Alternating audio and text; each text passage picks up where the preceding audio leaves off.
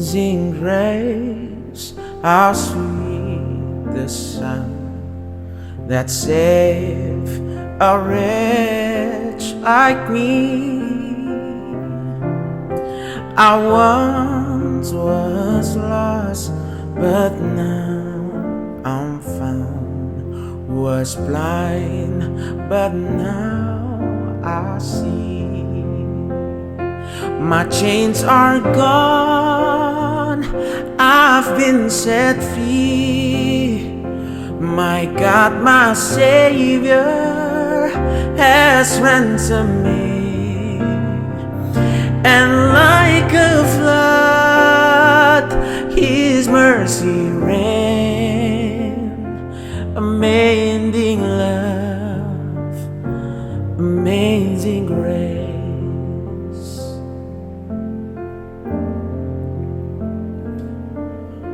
Amazing grace, how sweet the sound that saved a wretch like me.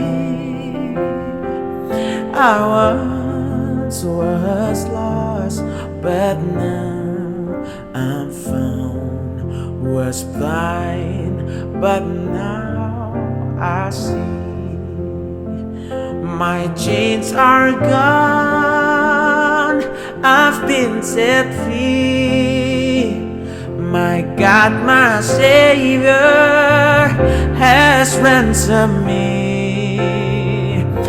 And like a flood, His mercy reigns. Amazing love, amazing grace. My chains are gone, I've been set free. My God, my Savior has ransomed me. And like a flood, His mercy reigns. Unending love, amazing grace. Unending love, amazing grace. Unending love, amazing grace.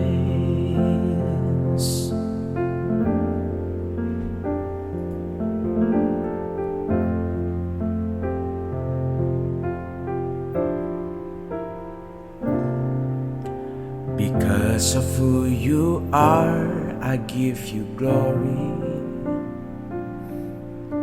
Because of who you are, I give you praise. Because of who you are, I will lift my voice and say, Lord, I worship you because of who you are. Jehovah Jireh, my provider.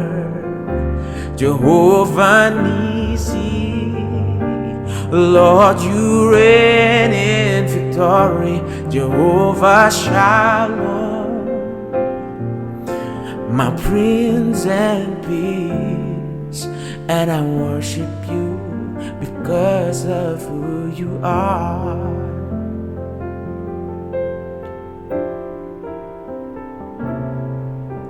Because of who you are, I give you glory. Because of who you are, I give you praise.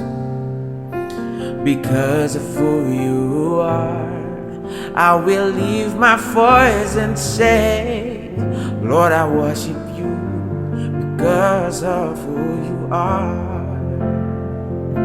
Jehovah Jireh, my provider.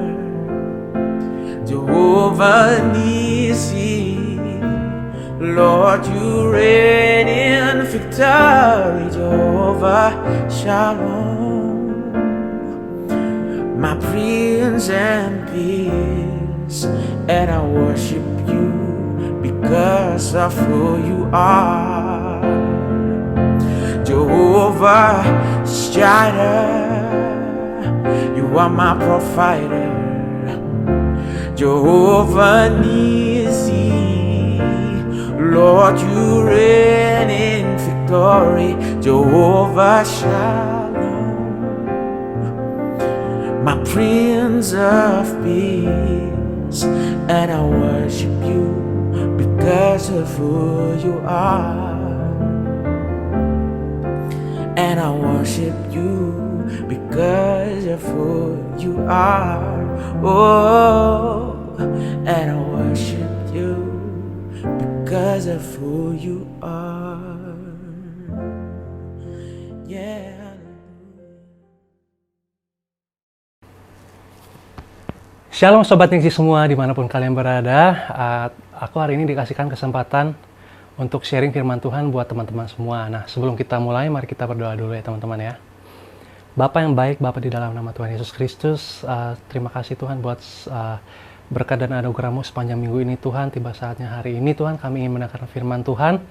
Engkau berkati hamba-Mu agar dapat menyampaikan apa yang menjadi kehendak-Mu Tuhan. Berkati lidah, bibir, dan pikiran hamba-Mu agar fokus tertuju kepada firman Tuhan. Dan berkati teman-teman juga mendengarkan sharing firman Tuhan ini. Dalam nama Tuhan Yesus, kami telah berdoa dan mengucap syukur. Amin. Nah, so teman-teman, jadi beberapa minggu lalu aku nonton video sharing firman Tuhan dari Karen, Kak Karen, di YouTube channel ini juga. Nah, dia itu membawakan cerita mengenai atau topik mengenai insecure, dan di sana dia juga mention mengenai satu tokoh Alkitab yang cukup terkenal, yang sangat terkenal, dan teman-teman pasti tahu tokoh Daud yang berperang melawan prajurit Filistin yang gagah berani, yang perkasa, maco, namanya Goliat. Dan Daud ini perawakannya mungil, minimalis, kecil, dan juga berperang melawan prajurit Filistin yang besar, ya sebut saja Goliat, seperti itu teman-teman.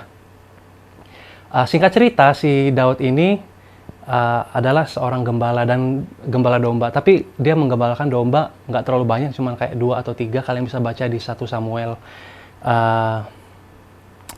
1 Samuel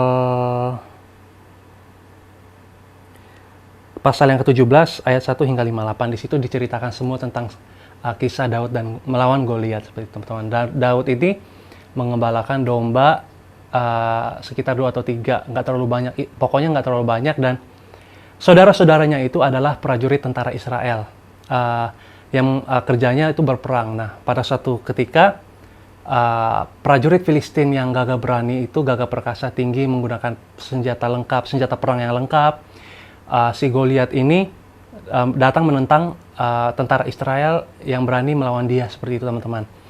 Nah, jadi Daud ini karena dia mungil, kecil, dan dia juga pekerjaannya itu adalah seorang gembala domba, dan saudara-saudaranya yang lain itu adalah prajurit atau tentara Israel, dan kemudian dia itu sempat juga diremehkan sama saudara-saudaranya sendiri. Kenapa? Karena dia kayak, kalau aku tangkap sih, dia itu kayaknya pengen menghadapi si Goliat, tapi saudara-saudaranya sendiri kayak, mana mungkin sih lu kayak perawakannya kecil, pengen ngelawan Goliat yang besar gitu kan. Dan juga ditambah lagi, si Daud ini nggak punya pengalaman berperang sama sekali, kayak gitu kan. Dan dia juga sempat diremehkan, diragukan sama si Raja Saul, seperti itu. Tapi akhirnya, di ayat yang ke-37,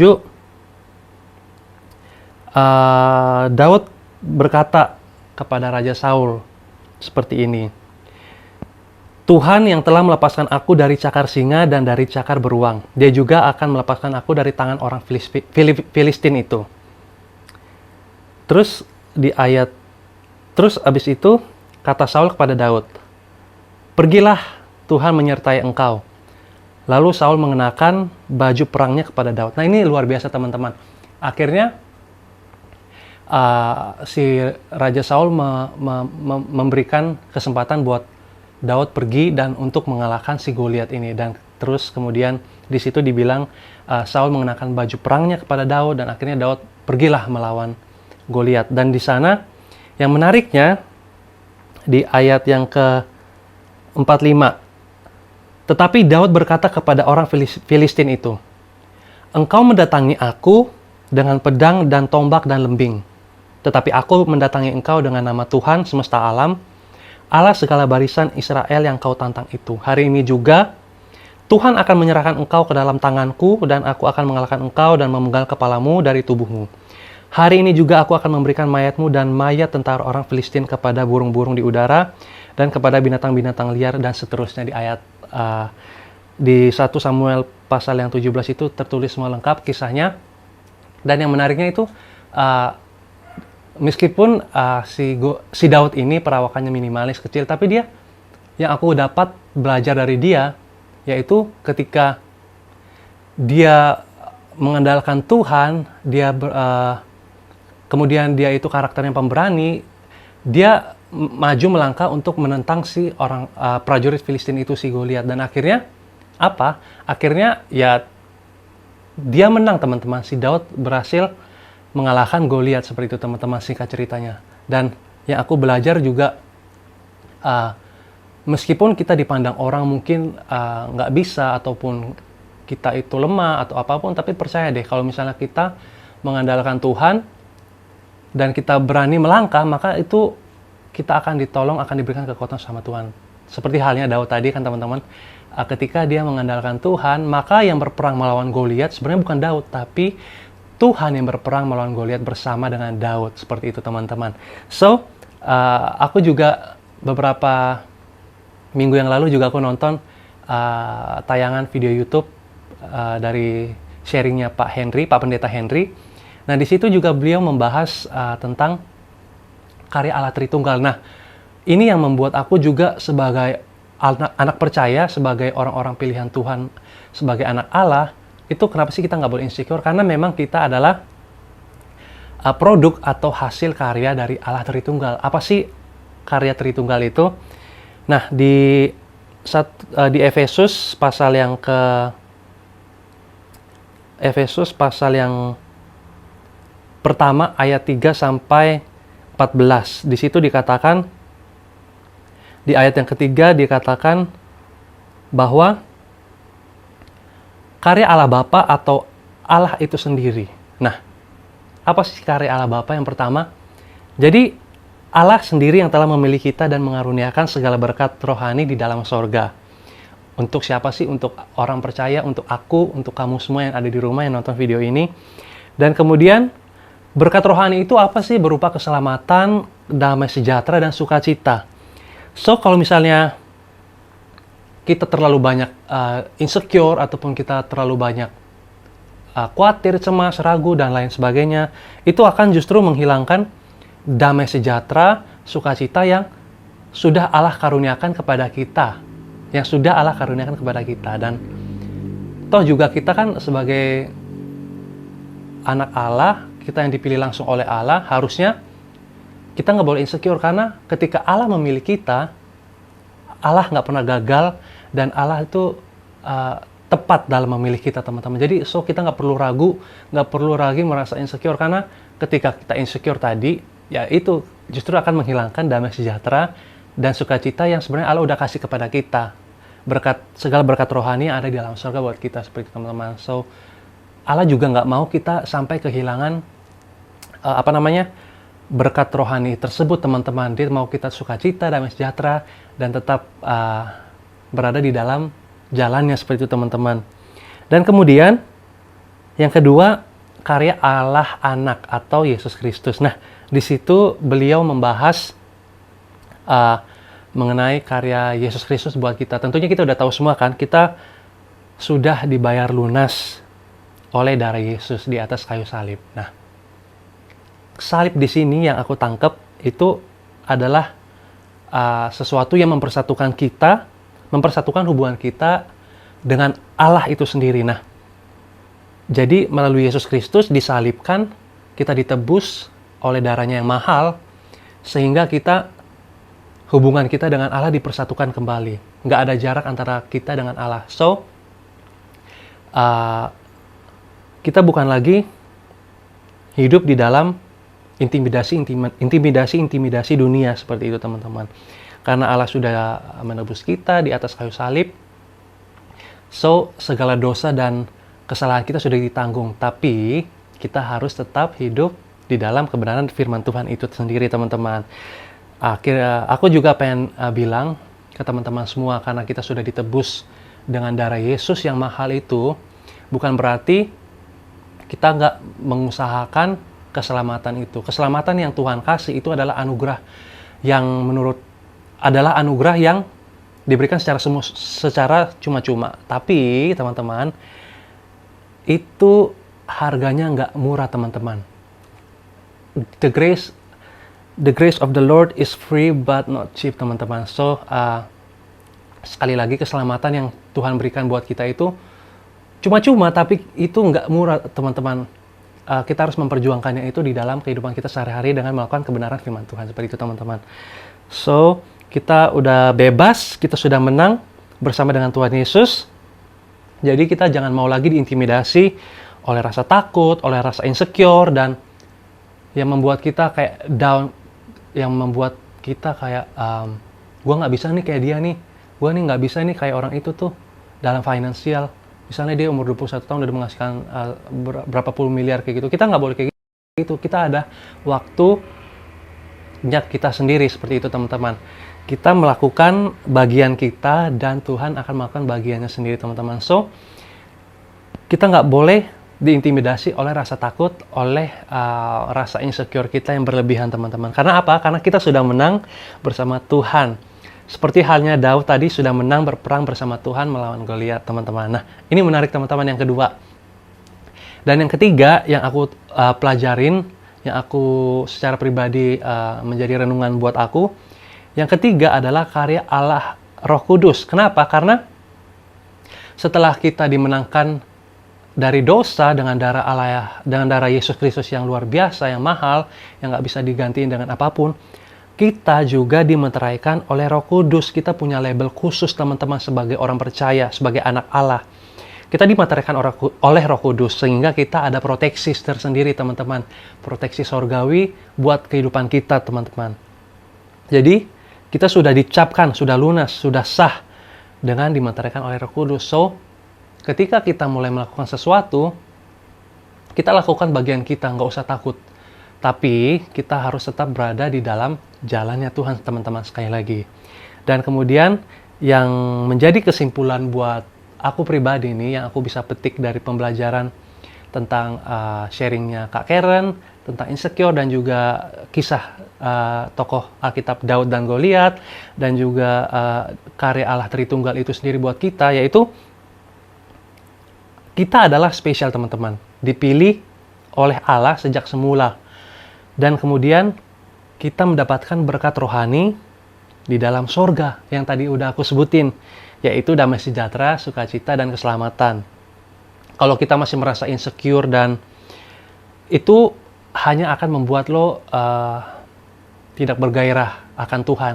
Lo akan kehilangan sukacita dan damai sejahtera, dan itu justru akan membuat lo semakin terpuruk. Karena apa? Karena lo hanya memikirkan gimana sih mengalahkan orang lain, gimana sih lebih dari orang lain, kayak gitu, teman-teman. Tapi bagus sih untuk kita bisa lebih dari orang lain, tapi kita harus melakukan yang bagian kita benar, teman-teman, benar di dalam Tuhan, seperti itu. Jangan kita mau lebih dari dia, tapi kita menggunakan hal-hal yang curang, seperti itu, teman-teman. Itu sebenarnya itu sebenarnya salah banget.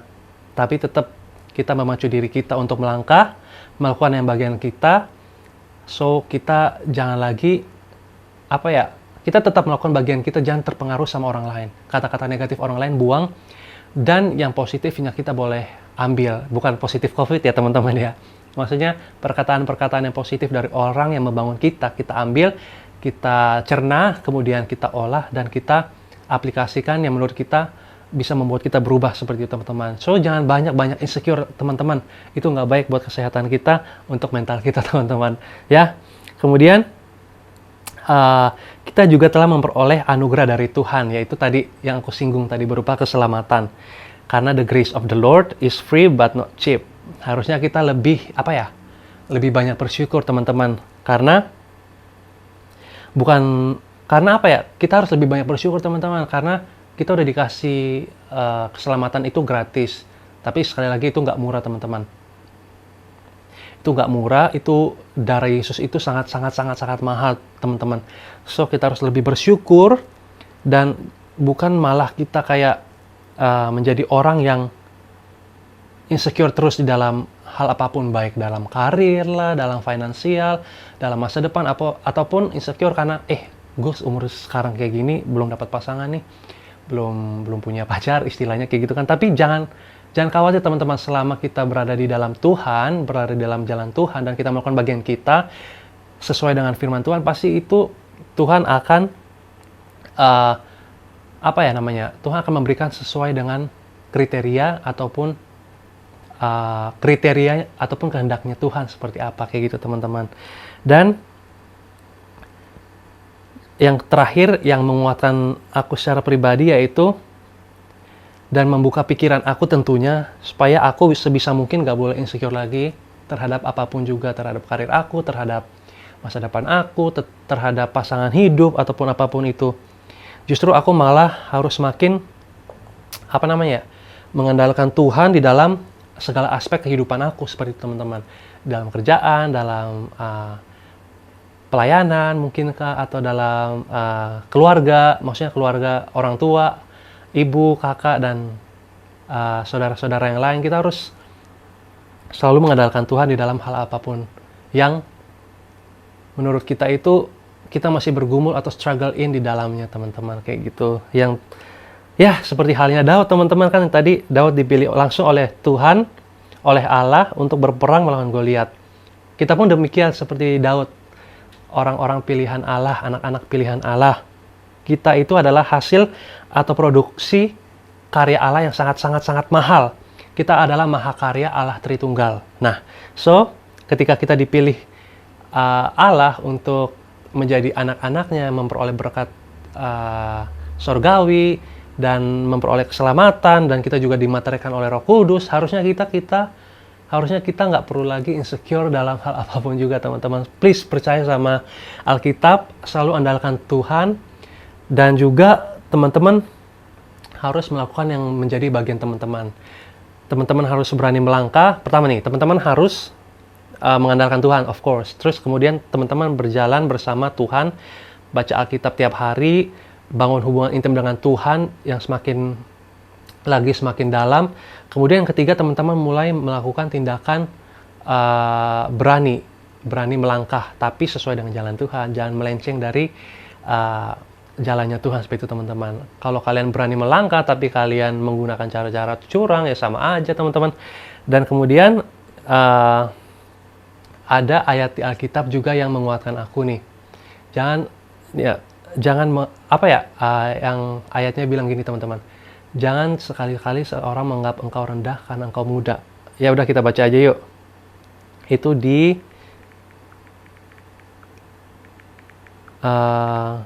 bentar ya teman-teman ya. Aku cari ayatnya dulu.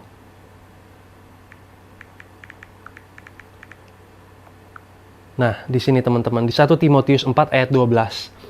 Jangan seorang pun menganggap engkau rendah karena engkau muda. Jadilah teladan bagi orang-orang percaya dalam perkataanmu, dalam tingkah lakumu, dalam kasihmu, dalam kesetiaanmu, dan dalam kesucianmu. Teman-teman, seperti itu juga.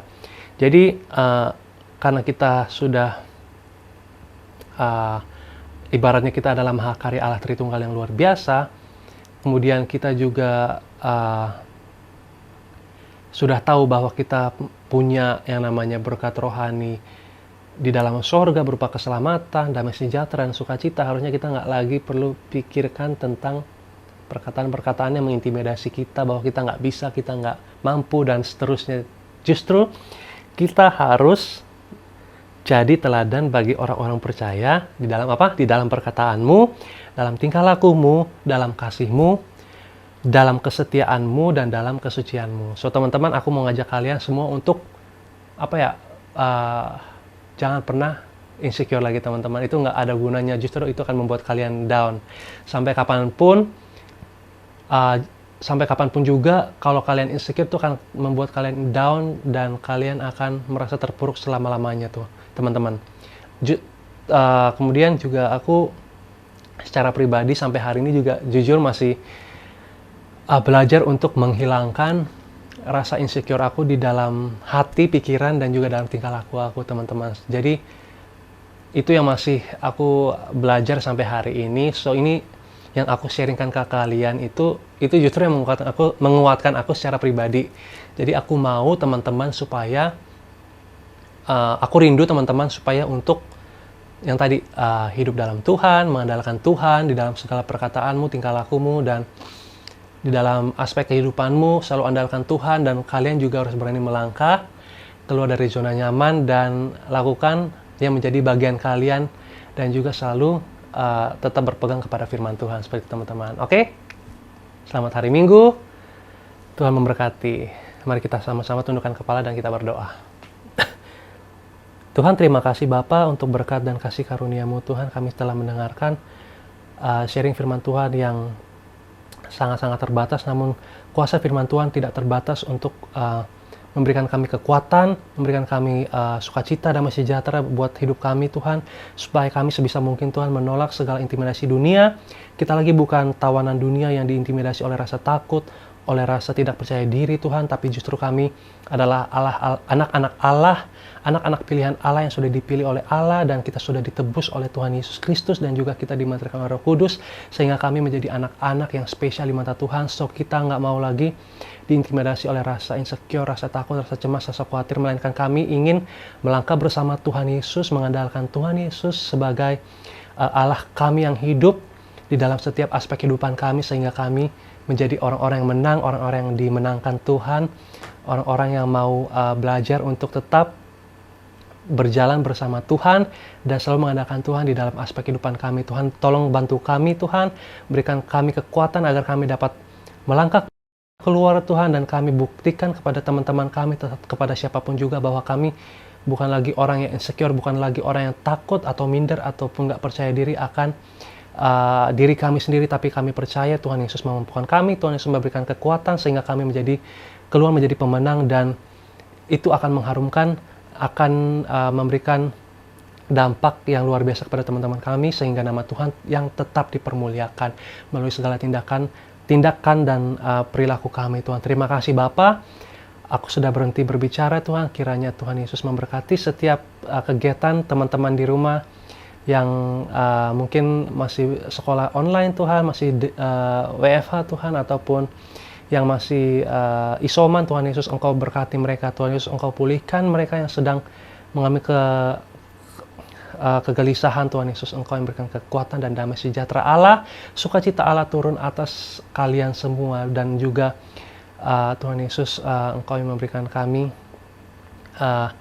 ketenangan di dalam kami bertindak Tuhan Yesus. Terima kasih Bapa, di dalam nama Tuhan Yesus Kristus aku sudah berdoa dan mengucap syukur. Haleluya, amin. So teman-teman, selamat hari Minggu, Tuhan Yesus memberkati.